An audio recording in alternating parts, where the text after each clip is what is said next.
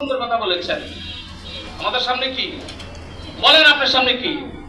আপনার সামনে মত। কবে মরবেন? আজ রাত আপনি মরতে পারেন। আমার সামনে মত। কবে মরবো? আজ মরতে পারি। এশার নামাজ পড়ে এসেছি, অতর নামাজ কি পড়তে পারবো? গ্যারান্টি আছে? এখানে কি এমন কেউ আছে নামাজ পড়ে নাই বলে?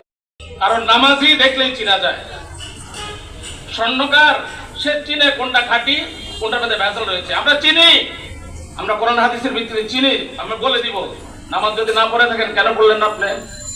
আপনি জানেন না আপনি মুসলমানের সন্তান? কেন আপনি নামাজ পড়েন না বলেন?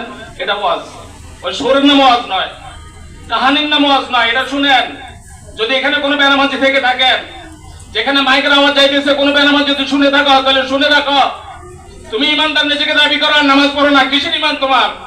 ইমান মানে কি? বিশ্বাস করা। কি বিশ্বাস করতেছি? লা রাইবা ফি, আলিফ লাম মিম যালিকাল কিতাব লা রাইবা ফি, কোনো সন্দেহ নাই।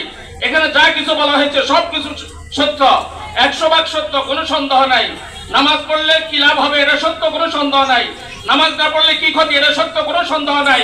আল্লাহ রাসূলের তরিকা অনুযায়ী চললে কি লাভ যা বলা হয়েছে কোনো সন্দেহ নাই। না চললে কি ক্ষতি সব সত্য, কোনো সন্দেহ নাই। যদি কেউ নামাজ না পড়ে থাকেন, কেন পড়লেন না? আপনি বিষ খাবেন? এখানে বিষ দিলে কেন খাবেন না?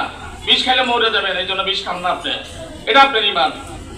বিষ খাইলে আমি মরে যাবো, এটা আমার ইমান, এই জন্য আমি বিষ খাই না। সাপের সামনে গিয়ে কোনোদিন কি বসে থাকেন? কেন বসে থাকেন না?